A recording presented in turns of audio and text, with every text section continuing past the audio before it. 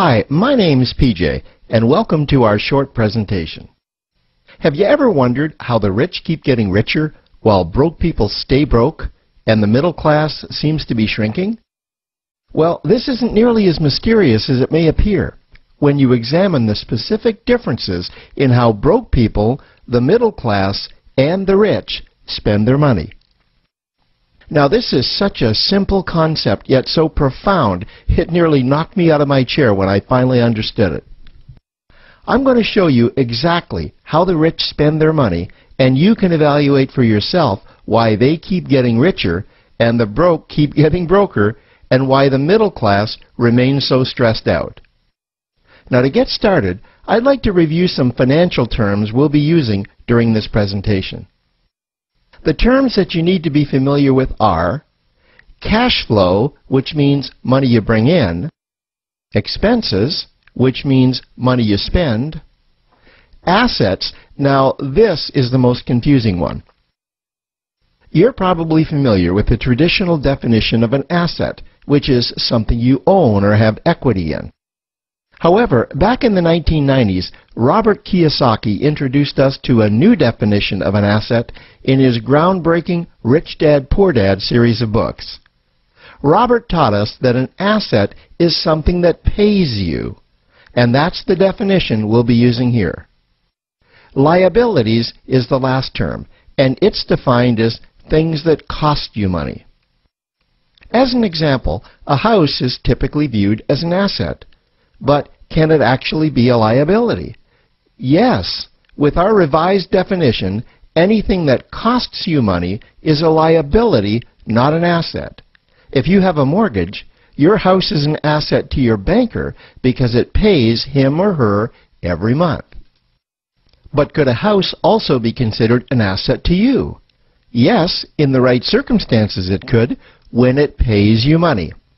Let's say you buy a house and you rent it out, and it paid you a positive cash flow every month after all expenses. That would then be considered an asset. Now, one more time with the terms, just to be very clear before we continue. Cash flow is money you make. Expenses, that's money you spend. An asset pays you, and a liability costs you. Now let's take a look at how broke people spend their money. Now, when I say broke people, I'm not referring to the destitute. I'm speaking about that large portion of our society that lives from paycheck to paycheck and who never seem to have any money. In fact, most times there's more month left at the end of their money, and I'm sure many of you can relate to that group. On payday, broke people buy what I'm going to call stuff. Well, what's stuff? Well, that's inexpensive things that people buy that they don't really need to survive.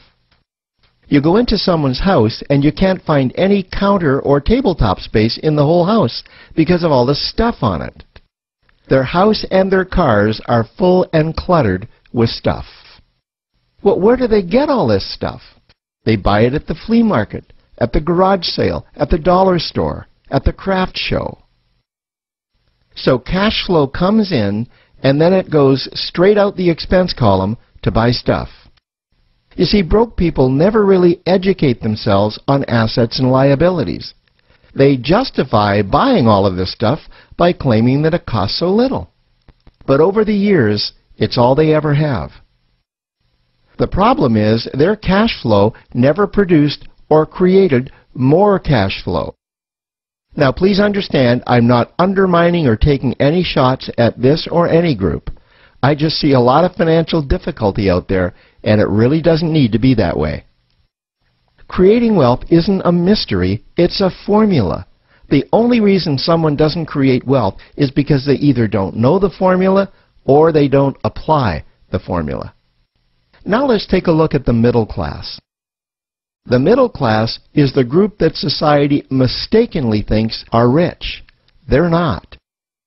Yes, they typically earn a six-figure income, and many of them appear rich, but it's what they buy with their money that keeps them prisoners of the middle class. What they typically buy are liabilities. Remember the definition of a liability? Things that cost you. By buying liabilities, the money gets pushed up and out their expense column. Liabilities are items like cars, boats, houses, airplanes, credit card debt. Now let's see just how this happens. The middle class gets a nice paycheck, let's say $10,000 for the month. They then split that down the middle and they pay their monthly expenses with half, and with the other half, they make a down payment on a new car. The car costs $5,000 down, and after they add on the insurance and the maintenance, that liability now costs $1,100 new every single month. A few months go by, and they want a boat, then a vacation home, a Rolex watch on their credit card, a vacation on their credit card. And before you know it, their liabilities have raised their expense levels to near or above their income levels. They actually spend equal to or more than they make. Meaning that they have to go to work and make a certain amount of money every single month just to cover their liabilities. The other important issue with both broke people and the middle class is that normally all of their cash flow is dependent on their own effort. Meaning that they've educated themselves to exchange their knowledge and expertise for someone's money. Also, the money they earn is usually the highest taxed form of income. Here's an example. An attorney is knowledgeable about law, so people pay him or her in exchange for that knowledge on an hourly basis. The problem here is that if the attorney isn't sharing that knowledge with a client, then the attorney isn't making any money. This causes lots of stress and anxiety in their lives. And if you ever ask them to take an afternoon off to play golf with you, well, they very rarely can because of how much money it'll cost them to take that time off. On the surface, life's pretty good. The reality is that it's a roller coaster ride. That's the middle class. Now, I know this group very well because for a great deal of my adult life, that was me. Now let's take a look at how the rich people spend their money. Rich people acquire assets. Again, an asset is something that pays you. If you want to become rich, buy assets that earn you more money. The money cycle looks like this. Acquire assets that produce cash flow, invest the profits to acquire more assets that produce more cash flow, invest those profits to acquire more assets that produce more cash flow. The rich spend their money and acquire things that produce more money. Here are a few examples of assets that produce more money.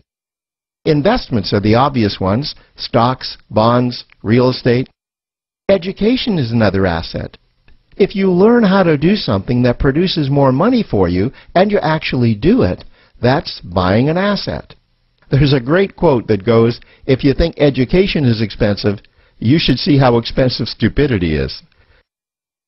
Another example of assets you can acquire that pay you are cash-generating opportunities, especially those opportunities that can create a passive cash flow.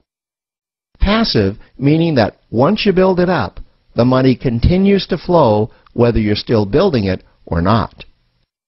Here's a small example. Let's suppose you bought a pinball machine and you put it in a barber shop, and you don't spend any of the profits. You save them until you can buy another pinball machine and put it in another barber shop. This, by the way, was Warren Buffett's first business. If you don't know who Warren Buffett is, he's one of the top 2 richest men in America.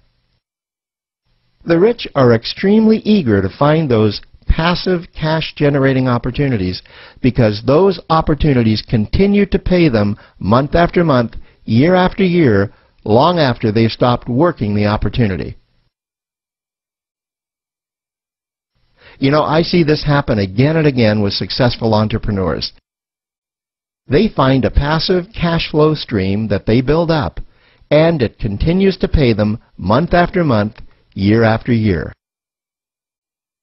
They then take those profits and multiply them in another passive cash-generating opportunity, and then again in another. In conclusion, here's what I've learned over the years. You can't find these passive cash-generating opportunities unless you're open to hearing about them. Then, once you find them, you must be willing to see what fits you and then act. Now, the reason I say this is that I once answered a hokey little ad that I ended up generating 7 figures from, simply because I answered that ad and then took action. These opportunities are out there. You just need to find them.